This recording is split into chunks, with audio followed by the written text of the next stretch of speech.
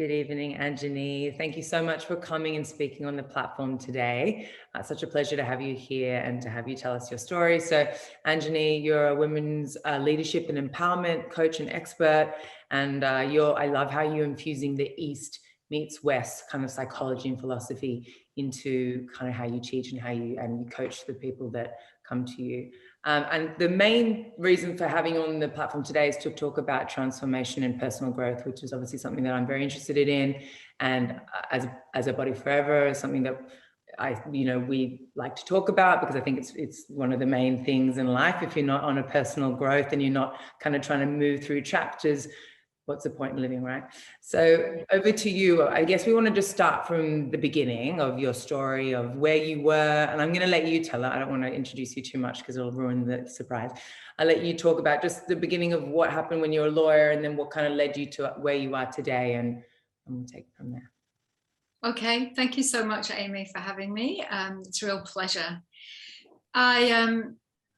I started my first vocation, my first career as a lawyer. So I worked in corporate law, mergers and acquisitions in the UK and Australia. And I worked in the most prestigious law firms in the world, and it demanded a lot. So that work demanded an awful lot of everything that I had to give. And over the years, I became very stressed and then became very sick. And I had chronic food intolerances. I would suffer from daily panic attacks, chronic anxiety, and I dropped about 19 kilos in weight. And at the time, I didn't have that even to lose, I'm skinny normally, but so, it was a really difficult time. And I remember I was in a meeting, and one of my colleagues had said to me, why don't you try a meditation? Why don't you try, going to meditation and seeing if that will help? And I went to the meditation class, and everyone was there, all the tie-dye wearing, loose clothing, thong wearing, flip-flop wearing people. And I had my heels on, my designer suit. And I walked in and felt very out of place when I sat down on the floor and tried to get comfortable. And I was really ready to just run out. I thought, when everyone closes their eyes, I'll leave, because I don't fit in here. And I didn't have the self-esteem at the time to leave. So I just sat there, and it was like a light just flicked on for me. It was just day and night. And I experienced this incredible golden, like being immersed in this golden light. And I felt absolute bliss. And this is something I'd never felt or experienced before in my life. I grew up in a working class family in the UK, very, very traditional family, never heard of meditation really, would never have gone to it.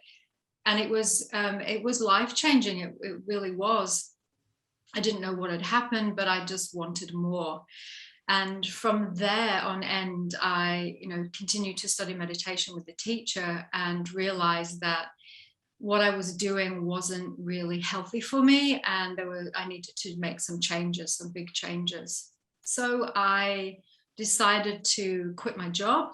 I sold my house, and I went to India to, what I say, eat, pray, love myself, back to wellness, before that famous book was ever written, And I didn't know what was ahead of me. I didn't know anything about the journey. I just knew that I had to get away from what I was doing, because it was slowly killing me. And I ended up studying Ayurvedic medicine, which is holistic medicine, and it means the science of life. And I'd always kind of wanted to be a doctor when I was younger, but I never, I went into law rather than medicine. And this was the most incredible medicine I could have ever studied, because it was all about the holistic health. It was all about the mind, body, spirit connection. And that really spoke to me. And in studying Ayurvedic medicine, I cured myself of irritable bowel syndrome and chronic anxiety and panic attacks in 3 months, just by changing my diet and introducing mental detoxes and meditation, specific forms of meditation that I would just do at home. And the doctors had said to me, you know, you'll always have irritable bowel. There's nothing we could do. And completely cured it, and it's never come back since. So that was the proof for me that, you know, this holistic way of viewing the world really works. And then I set about studying more into spirituality and energy healing to help other people, because I just wanted to share what I learned, that there are always solutions. The body has such wisdom and can transform overnight. And I've seen so many cases of that with the clients and the women and the leaders that I work with. It's when you look at it from a holistic point of view, then you're getting all the transformation that you need. And it's actually the journey of the transformation that is what we're looking for on a soul level. And when you were practicing law, I mean, you said it was over 2 decades, so we're talking like 20 years. When was it, like, how long do you think that you're kind of having that kind of breakdown of kind of yourself before you made that transition? Day one, I have to say, honestly, like day one, I knew it wasn't for me, and yet I overrode my intuition. Yeah, I thought, you know, this is what I need to do to be successful, to be acknowledged, to be respected. And I just pushed through. I pushed through, and I basically leaned into my masculine energy, and that was my downfall. So I didn't know about the different masculine, feminine, yin yang energies at that time. And I basically pushed myself and forced myself. I ran on adrenaline. I was rational and logical, and I was very disconnected from my feminine energy that whole time, those whole 20 years. And it's that actually, that imbalance that caused the illness, and also then my mental state as well, that caused the illness. And the illness got worse, gradually worse and worse and worse, until I literally was living on boiled rice and a few veggies. That's all I could stomach. And I was in and out of hospital nearly every week. You were feeling sick? Like, were you just not able to stomach the food, or is it just wasn't a choice? It's not like you were choosing to not eat much. No, my stomach literally would not digest. It stopped digesting. And what I learned from my studies in Ayurveda was my body no longer wanted to digest what I was doing for a living, because what I was doing was not aligned with who I am and my purpose here in life. I was very out of alignment. And so, yeah, it got gradually worse. But from day one, I felt like a fish out of water. I never had friends. You know, I didn't have a good network. It was just very difficult for me to study law, to get a job in the first place. I had to take elocution lessons. I had to change who I was to fit in. I cut my hair short, wore trouser suits and flat boots, and swore a lot. It was a very male-dominated, you know, place to work in. And I'd often get mistaken for the secretary when I walked into meetings with my junior, who was the male. They go and shake his hand first. And then they'd get a shock, because they'd be talking to me. I would be the primary lawyer on the case. So yeah, it was an interesting time, and it just gradually got worse over time. Do you think that there's space for people that feel like, just say if law was, you know, something that was authentic to them, do you think there's space to be in a corporate environment? I think this is what you're teaching now, and to have that feminine, you know, have the balance of the feminine and the masculine. And I mean, I guess there's one thing to change it within you, but then you've got to change it on the other side as well, I guess, because it's the people that you were working with as well that were kind of making you feel like you were a fish out of water. Yeah, well, what I've learned since is that everything in your life is a reflection of what's inside of you. So in that way, I was able to take 100% responsibility and see the ultimate wisdom in it, which was, if I didn't fit in, then and you know, people around me weren't supporting me, it was because I wasn't supporting myself and I wasn't being true to myself. And yes, absolutely, this is what I share with the leaders and execs that I work with today. It's when you can balance your yin and yang and your masculine and feminine energies, then that makes you whole, that makes you able to function mentally, emotionally, physically, and energetically to your ultimate levels and potential.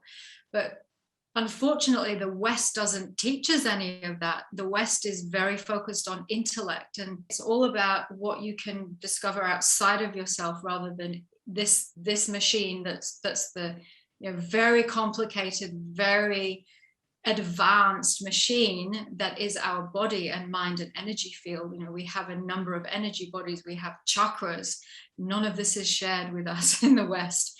And this is all the things that I learned with in the East that now I bring to the table for leaders, so that they can start performing, understanding that they have an energy body, that they have energy wheels or chakras, and they need to be kept clean. We need to have energy hygiene, we need to have mental hygiene, we need to have emotional hygiene. And those are all the things that I bring back now from the East to share with the people in the West. And it's exciting because there's a lot more openness to it now, especially with what's going on in the world right now.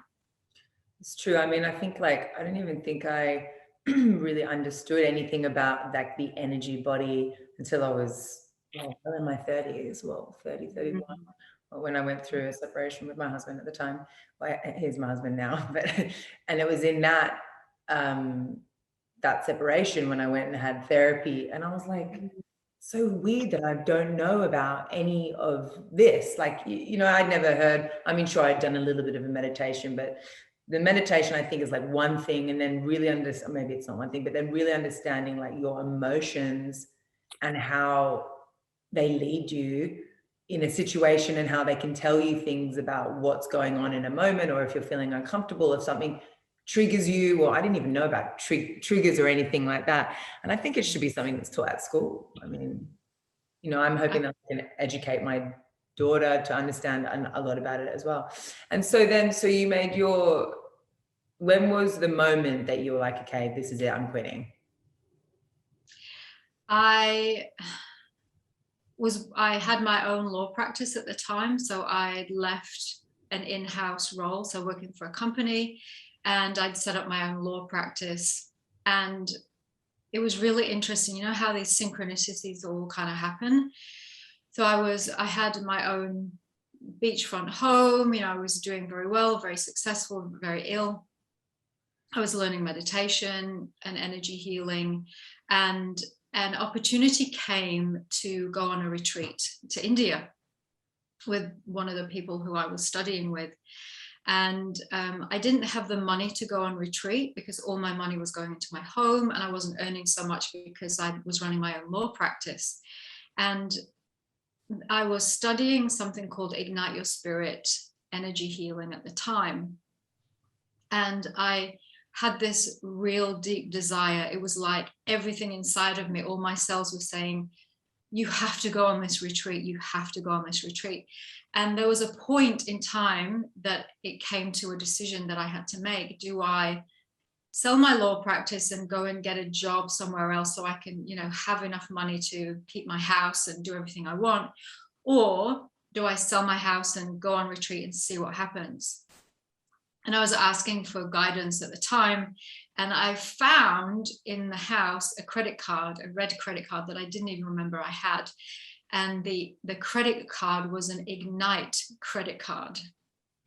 And I took it to the bank and I said, do I have any, is there any money on this? Can I use it? Is it valid? Because I have no idea how it got there, truly. So weird. You're just like, what is this?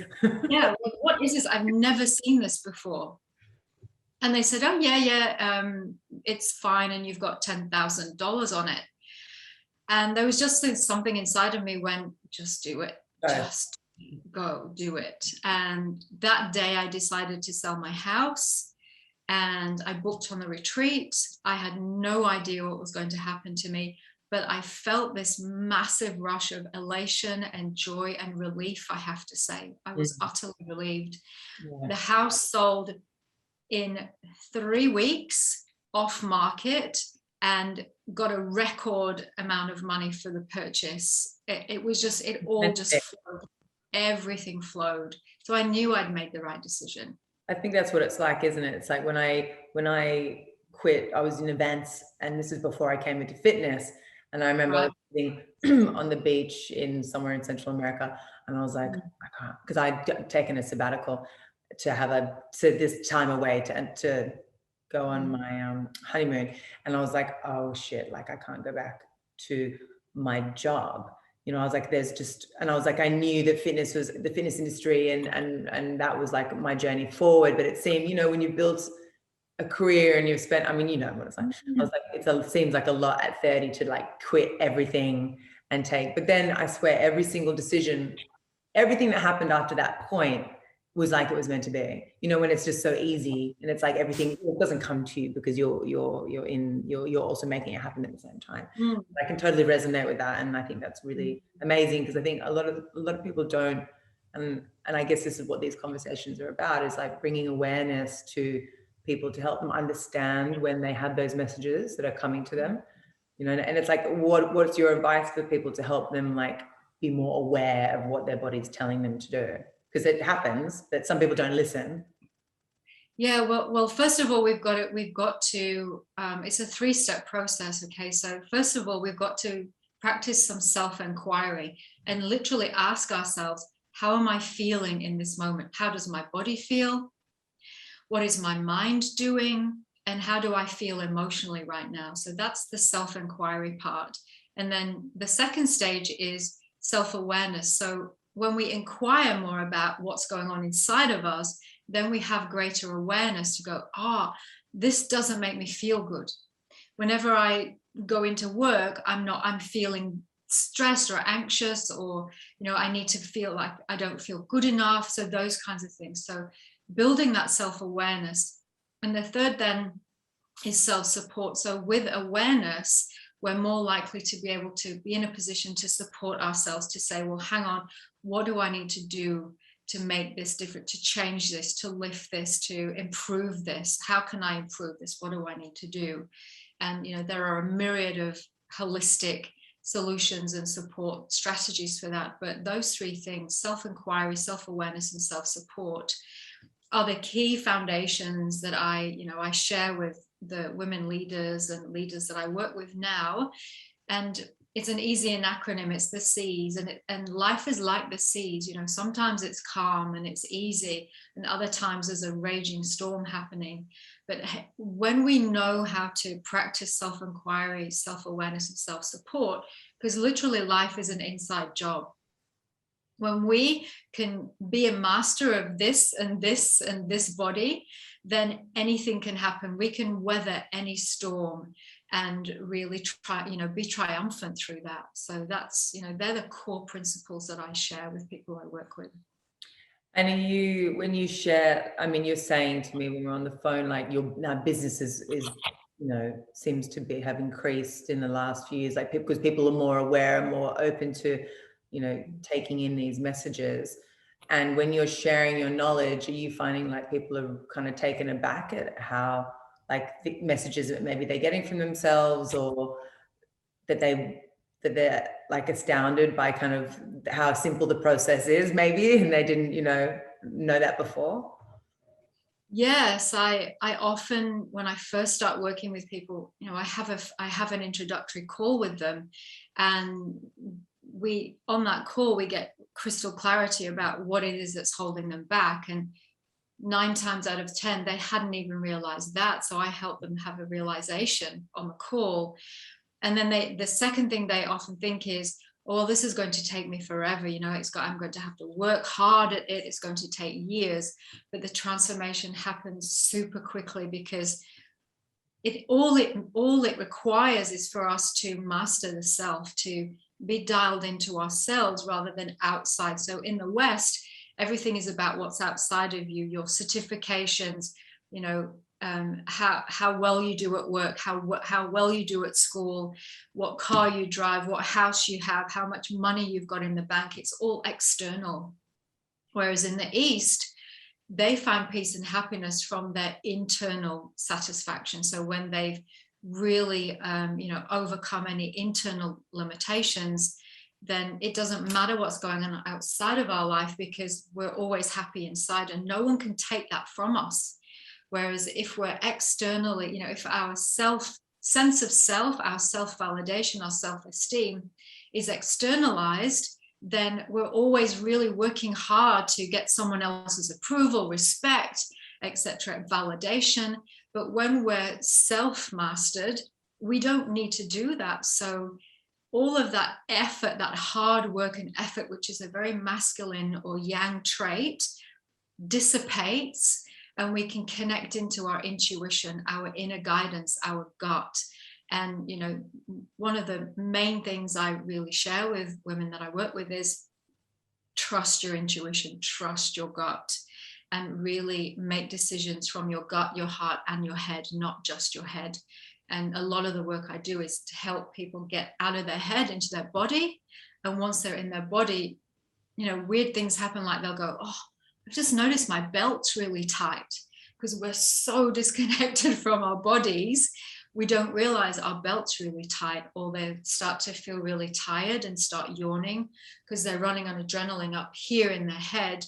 Once you get them in their body and connected, they're like, oh, I feel really tired.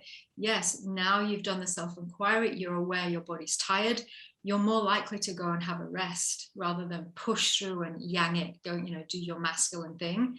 You'll rest, which is the feminine aspect. Rest, recover, reset. Olympians are taught to do this. They don't run and run and run and run and run.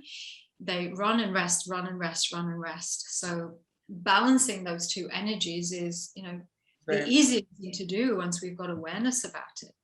And I mean, what we're talking about with adrenals, because I know like me and a few of my other friends, I think we always say that we like run on adrenals because it's like all things to do and and you're balancing all the hats. It's like, what's your advice to help try and, how do you do all the things that you need to do? Because, we're living in busy lives if we're trying to do those things and I don't want to say achieve and try and move forward, but, as like women, a lot of my friends in their 30s, we're trying to run businesses, or we're trying to climb a certain whatever ladder it is that we're trying to climb, whether it's imaginary or not. And, I think a lot of the time we do run off adrenals.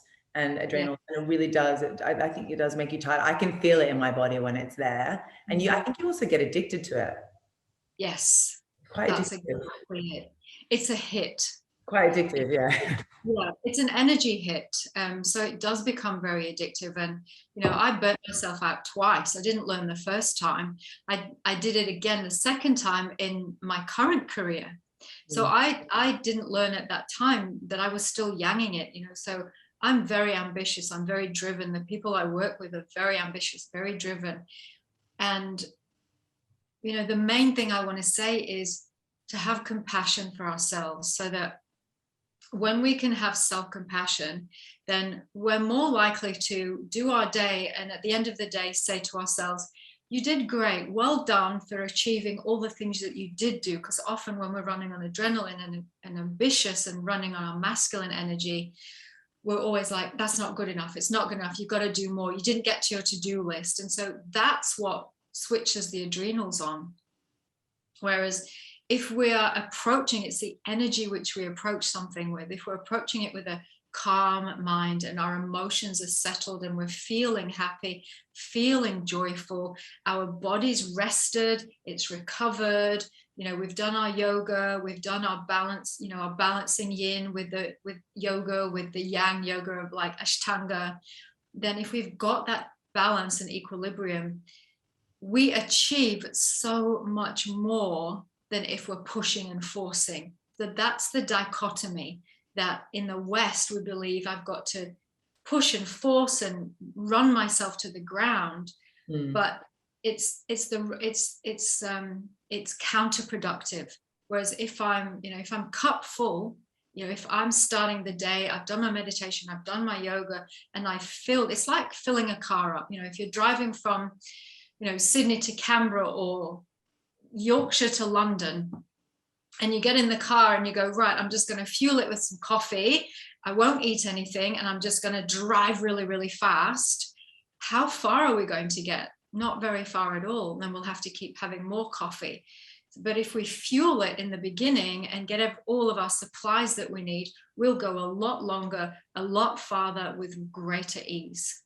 So it's just about the way in which we do it, the energy that we bring to it. And, I like to share that stillness in action is that beautiful balance.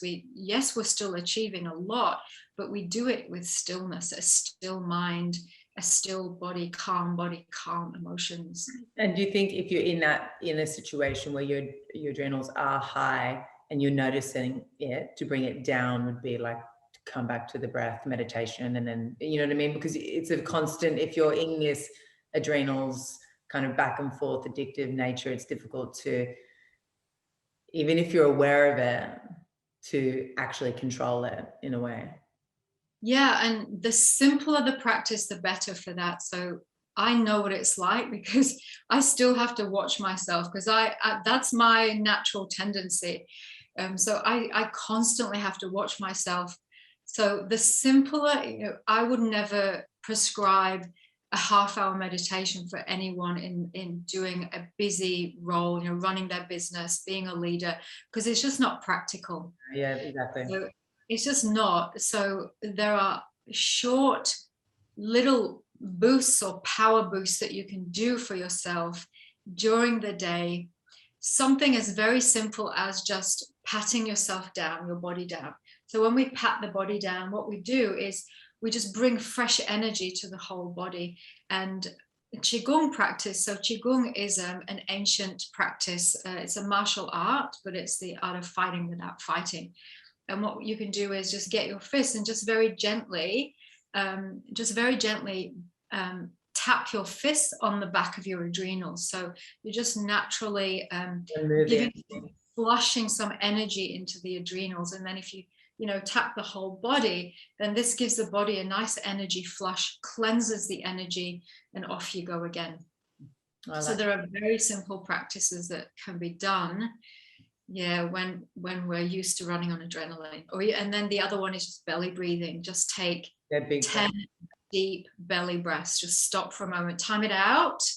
10 deep belly breaths feel like a lifetime to people who are go, go, go, go, go. It does to me too. But when I do that, it's a reset. It's a mental reset, it's an emotional reset, and it's a physical reset. So 10 deep belly breaths. Put your hand on your belly, relax the belly. Women particularly, we scrunch the belly, we hold it in. So that just gives a good signal to relax the belly. What that does, if you put your hand on your belly, it generates energy into the solar plexus chakra, which then goes into the digestive system and through the back to the adrenals. So there's a multitude of things that just belly breathing will do for us. And I like, those kind of mini practices that there's no excuse really. Can take 2 seconds to do something like that. That can help you reset. Okay, we digress because we got caught up in this because it's so interesting. But back to your story. So, you had you had gone to India, you'd done your retreat, and you'd sold your house, and then what happened? That's where we left off at. Well, I came back from India, and I knew that I couldn't go back to my old life. So I started on a very deep journey. I went and lived with 3 people. So I'd never house shared before. So I was house sharing, saving all the money that I had from my house sale. And I took 2 years to basically do a deep dive and study. I studied Ayurvedic medicine. I studied psychosynthesis, which is a combination of spirituality and psychology. And I studied Tantra, the Vedas, so Hinduism, Kabbalah, Christian mysticism, so spirituality and philosophy, yoga. I became a qualified yoga teacher, and I went very deep with my own personal journey. And during that time, as I was learning, I was then offering that back to people. So I started doing massage, and then I started doing Ayurvedic massage, and then I started doing mentoring, coaching, healing with people. And it was the most natural thing for me. So in the beginning, I didn't have any certificates or anything like that, but the transformation that people were getting just from sharing my wisdom and what I'd learned myself was miraculous to me. Like, I couldn't believe how much of a transformation people were getting in just a couple of sessions, physically, mentally and emotionally. So having clients come with really chronic diseases like Hashimoto's, and being able to help them basically reverse it in 6 to 8 weeks. That was profound for me. I knew I'd done it myself, but then to witness that in the clients that I was working with, people who were had suffered severe trauma, and that was really impacting their life, seeing them turn that around and be very successful in their work and let go of all their anxiety and trauma. So things like that started to happen, and that just grew and grew and grew and grew over the years. And I kept studying, and I believe that great teachers and mentors should really see themselves also as eternal students. And I believe that we're always growing and learning, and we're always learning and sharing from each other, because it's a co-creative space. So when I go into organizations now, I'm always excited to hear from the people and leaders that I work with, their feedback, because it helps me help them a lot more. And I learn a lot from them too, like what will work for them, what are the strategies that they need, because you can't apply deep tantric Vedic philosophy to a leader working in a multinational global conglomerate who have to work hours and hours and hours a day just to get all their work done. So that's why I call it, there's a fusion of East and West to bring practical wisdom to people so that they can take it. It does apply to their modern lives, and it does make that transformation. What about, your focus is obviously very much with women and help women, and I think I suffer from the same thing. I often think I ride my masculine energy too much as well, for sure. But what about men? Like, I think there must be so much for men as well to learn how to find their feminine energy.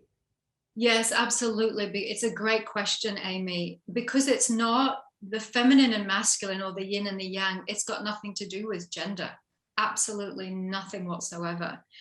And the qualities of the feminine energy and that feminine perspective are intuition, creativity, compassion, collaboration. So all of these buzzwords that the corporate world, interestingly, are now starting to use more and more and more. So, think of all of the tech companies, or any company that needs to be creative.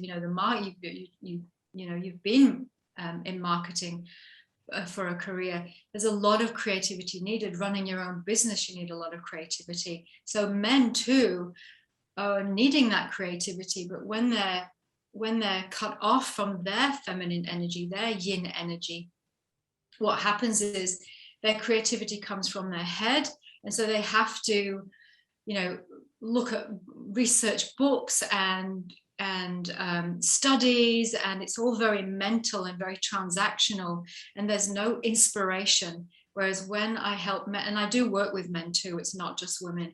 When I work with men, I focus on connecting them to their feminine energy, that creative essence that's in them, so that they can receive an idea rather than think it.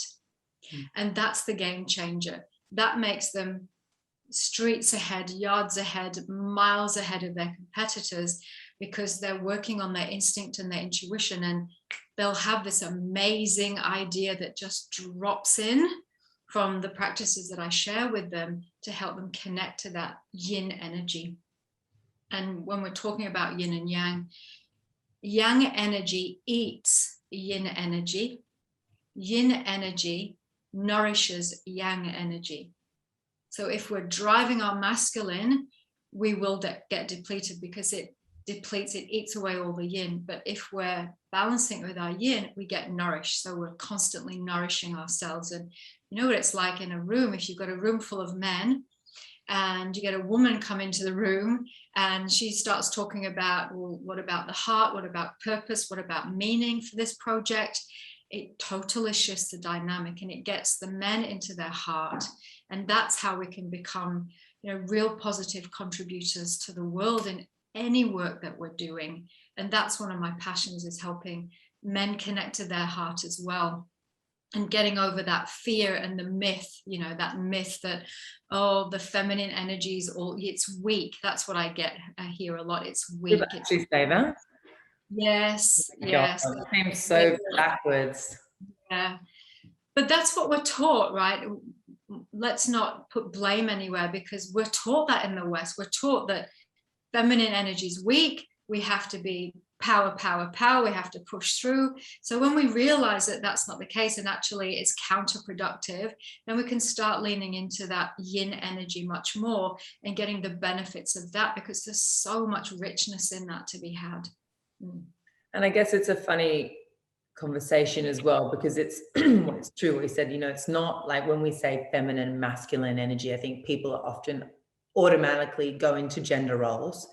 Yes. And I'm a really big LGBTQ plus supporter, and my brother's gay, and I have lots of gay friends, and I know that feminine and masculine energy has nothing to do with parts of the body, and everything to do with energy inside of you. And there can be, I'm sure there's even more energies than just the feminine and masculine. There's probably more like sub energies that come underneath it, and it's it's much more complicated than we think it is. But I think when people think feminine, especially for me, and I feel guilty saying this, but I think because I'm so led by my masculine energy, because it's true, it is what you're taught. I am feminine, and I'm like, well, I have to be this. If I want to be strong, and I want to lead, and I want to be the one that then I have to be like this. And it's true. And so many of my friends who are like big power, bitches, and that they're leading, and they a lot of them have the same thing too.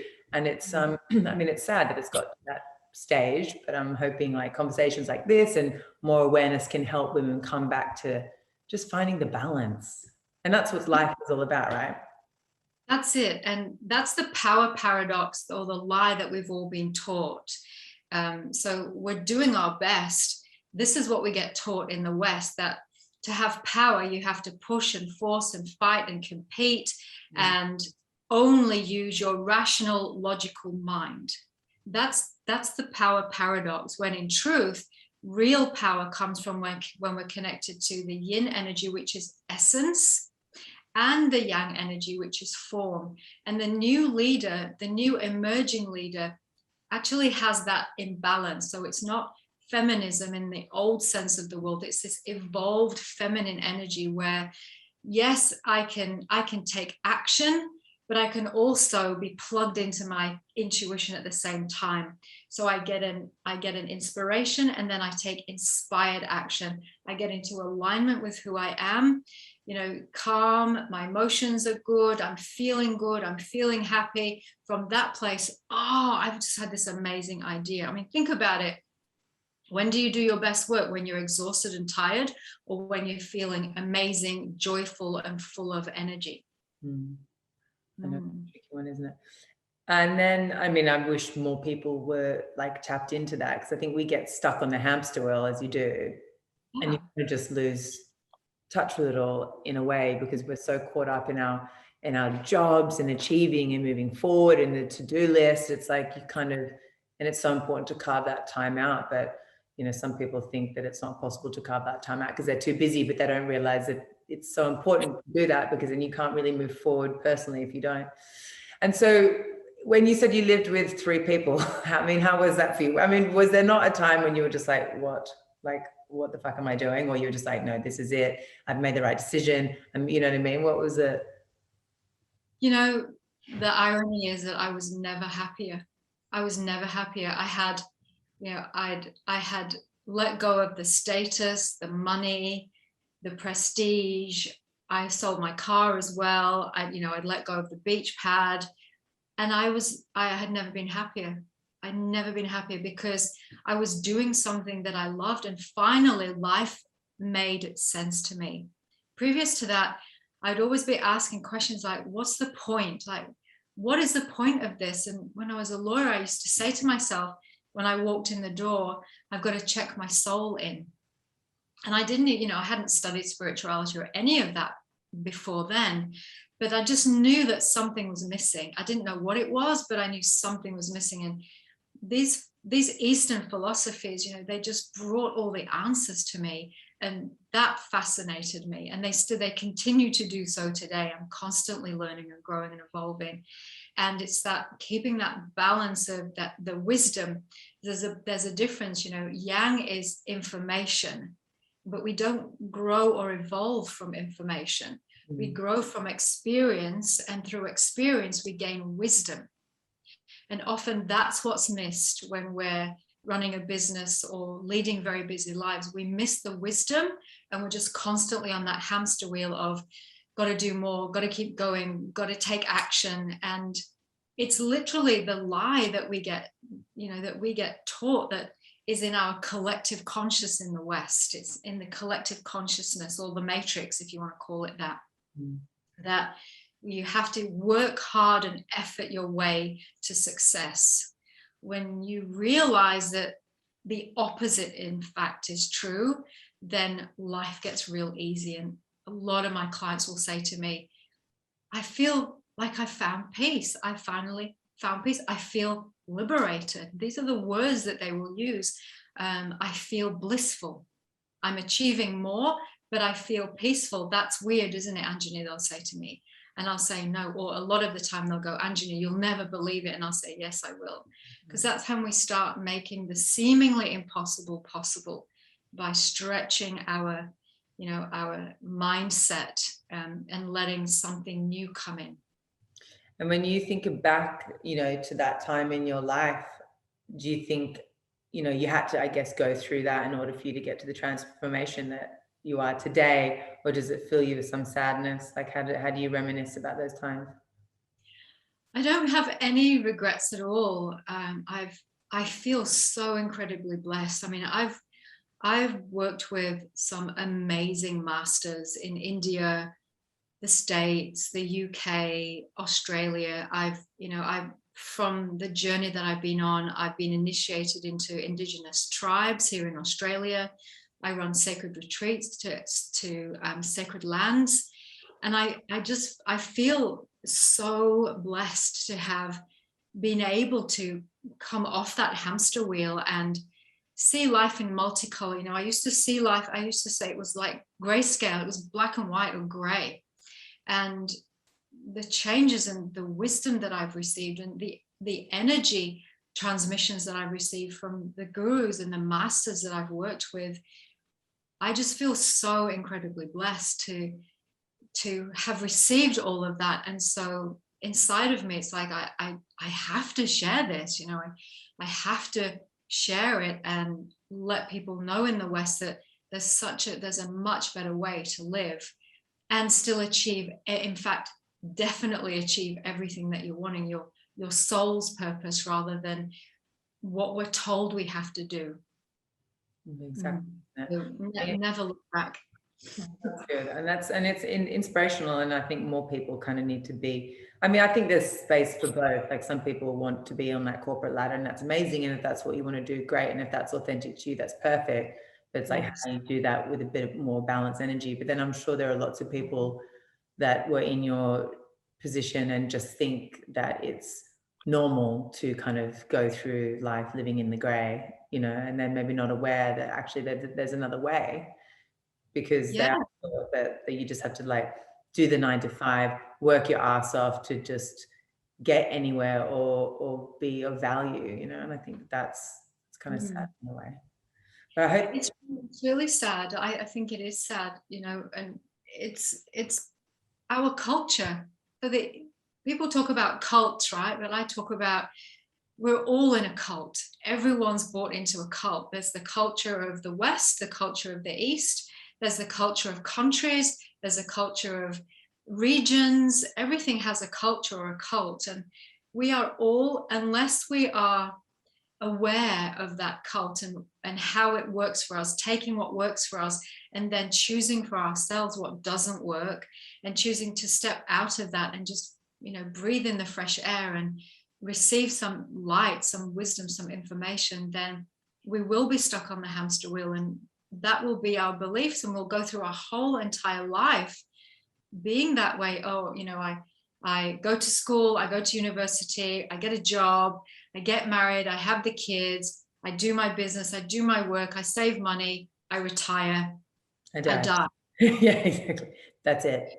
And yeah, that's it. And there was always something in me that was like, that can't just be it. Like, seriously, that can't be it.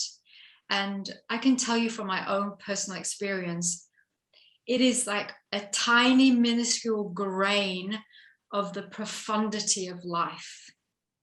The life is so profound, and the ancient rishis and masters knew all about this. There's such wisdom in the Eastern traditions and philosophies, and a big part of my purpose is bringing them back to the West in a way that Western people can go, I can take that, I can use that to upskill, you know, create greater impact, greater success in my corporate world, and give back to the world, give back to the planet, be of service, serve myself so I'm well and feeling well and happy and abundant, and then give that back, you know, pass it forward, pay it forward, give that back to the world. But unless we are nurturing this and ourselves, we can't give back to the world. It's just not possible, because we're running on fumes, you know. Do you not think, like, because you're talking about dealing with it when people are older, do you not think this education needs to start like so much younger? I keep saying one day I will be running programs, and people will be, not just me, but people like you and me will be running these kinds of programs in schools. I totally agree with you. If we can start it when they're young and help kids, you know, teach kids that there's more than just your mind. You have an emotional body, you have an energy body, you have chakras. Kids in India get taught this, by the way. They get taught mantra and meditation. They get taught about their energy software and hardware. They know all of this. That's normal to them. That's a normal way of life. So yes, it would be amazing, and it will happen, whether in our lifetime or another lifetime. But yeah, you and I are, you know, these proponents of bringing this into schools, universities, so that kids and young adults can get access to this.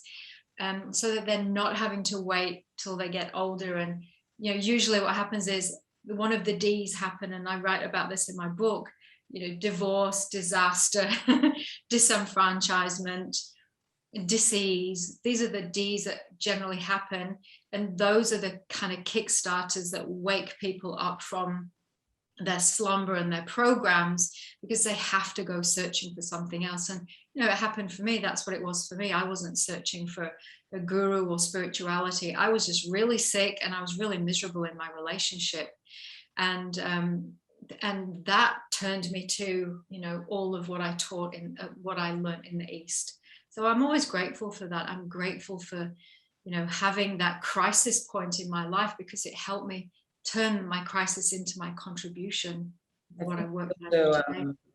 It's really fascinating that actually, like, even if we wanted to hide in the gray, like, our bodies are so intelligent that they actually stop us in our, you know, kind of moment. Because I was watching a documentary on, God, I can't remember what it's called now, but it's on the conversion therapy that they do in the States, where these Christian movements try and have these programs to like make people straight. It's really, really weird and horrible. And the gay people that led this conversion therapy, you know, they did this documentary, and half of them spoke about that exact thing, which is just like they were getting sick because they were doing something that they just kept telling themselves, you know, they were leading obviously from their mind, and then they started, like, the body started like shutting down, you know. So it's like the body really is so powerful. I mean, you never really had thought about it before. It was the brain is the most powerful thing, but no, it's actually the heart. You know, there are so many studies now that have shown that the heart is the most powerful organ in the body. And in the West, and then in the East, they talk about the Hridaya, which is the sacred heart, and that everything stems from the heart. And in Ayurvedic medicinal terms, you know, the science of life, they talk about how the mind and the body are a direct reflection of the other. So the body will actually represent what's going on in the mind, and the mind will represent what's going on in the body. So it's actually one response to the other. And so if we are doing something that's against our own nature, the body will start to shut down. And they're the signs. You know, if you've got any kind of dis-ease, even a cold or a cough, that's your body telling you there's a disturbance in this business of I. There's a disturbance here, and it needs looking at. The body knows how to regulate itself. It's only when we put it in environments that don't allow it to regulate itself. So when we're introducing toxins, mental toxins, emotional toxins, you know, when we haven't processed our emotions, and that's a lot of the work that I do with people, actually processing emotions, because that's a very feminine energy yin thing to do. Let your emotions be processed. When we're yanging, we stuff them down with busyness, alcohol, drugs, food, shopping. You know, my favorite one was shopping. Coats and handbags were my favorite one. Very hard not to. It's good. It makes you feel good. Like it's instant. Yeah. You get the hit, you get the endorphin hit, and you don't have to deal with the underlying emotion. But emotions are just energy. They need to be in motion. So when we're realizing this, then we can start to be aware, self-inquiry, my body's not well. Okay, so my system needs changing. Something needs changing. I need to, you know, look at what I'm thinking. I need to look at how I'm feeling. And once I process that, my body will naturally go into health. It knows what to do. And then I'm sure it's also very good at hiding as well.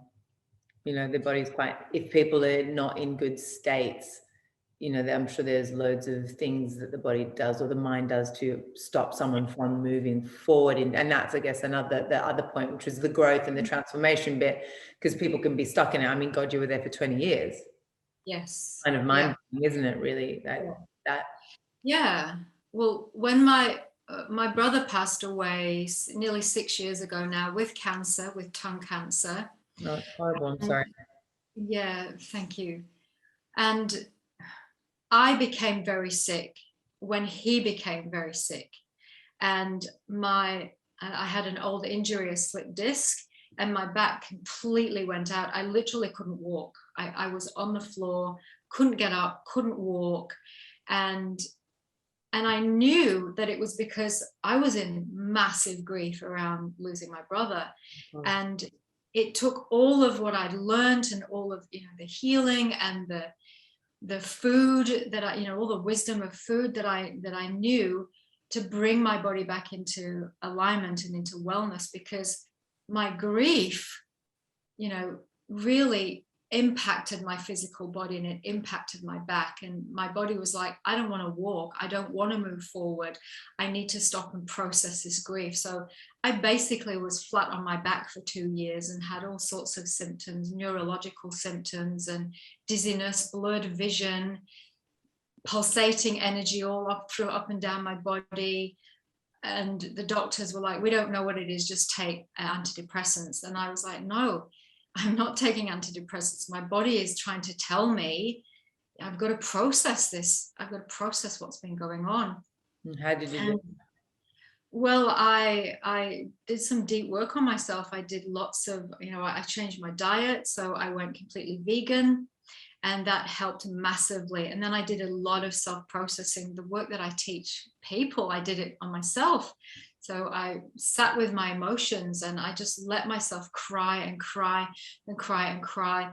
I wrote a lot of very heavy poetry. So I'm a poet as well. And I just let it all come out in my poetry, and, you know, let that energy, just let it come out, and just I let myself rest. So I rested a lot. I slept a lot, like for 2 years, and I would get up and do the bare minimum, but I just allowed my body to rest and process that event, because it was such a traumatic, significant event that happened in my life. And often when those things happen, the West kind of expected, so I have 3 weeks off and then back into work, get busy and you'll be fine. But actually, it's the worst thing you can do. We really need to listen to our body and process that. So I'm not saying years for everyone, but, you know, give yourself some time. Yeah, I mean, it's so funny how so many of the conversations I have with people on this segment of the Body Forever is all intrinsically. How do you say this word? Intrinsically. Am I saying it wrong? No, yes, It's all linked. Because I had another one of my friends who's a nutritionist, but she deals with trauma, and just saying how like most nutritional issues that people have, like whether they're on eating disordered or disordered eating, is triggered through things that have happened to them. It happens off the back of a trauma, and that's their body's way of kind of dealing with it. And it's like, God, it's all the same. It's all linked. It's like if people just become more in their body and less in their mind, maybe the world would be a more healed place to be in. I don't know. Yeah, exactly. And that link is absolutely right. There is an emotional link or concern to every disease. So every disease starts from our energy bodies. So a block in our energy bodies. Our energy bodies are congested, they're not working properly, and that's due to mental toxins often. And then that descends in vibration into an emotional concern. So we can be concerned about a certain thing. Like if we're concerned about our image in the world, our world of technology and influencers and, being the face of our businesses, if we have a concern about our image, then the body, the face will come out in spots, acne, all sorts of problems in the face or the skin. So the body is kind of like the last resort of this system of trying to tell us, hey, something's out of whack here, something's out of line. There are mental toxins or emotional toxins. So that if it gets to a disease, then that's kind of the last stage of the unrest, the imbalance, the accumulation of toxins. So we really need to take note if we've got any kind of disease, like regular coughs or colds even. That's a sign that there's an imbalance, and we need to boost our immune system and look at emotionally what's going on for us. It's so fascinating, isn't it? We could probably talk for hours on this because there's so much to talk about, but it's been such a pleasure to have you on the platform today. And I love it. I find it so interesting, and you're very inspirational, and I like listening to you speak. And so where can people find you if they want to go deep? You can send me your website and I can post it on socials and people can come and contact you. And do you do online stuff as well? Yeah, everything I do other than when I go into organizations is online. So everything I do is accessible online. So I work with people across the globe. And yeah, I'll give you my website, and I'm on all the social media platforms as well. And I post really regularly. I do lots of videos, so lots of content that I share with people on body, mind, and soul. So yeah, I'll share that with you. All right. Thank you so much, Anjani. It was such a pleasure to have you on the platform, and I look forward to following you more and listening to your content on social. Thank you so much for having me. I'm really grateful, and it's great to meet someone who's doing amazing work too in the world. So thank you. Thank you so much.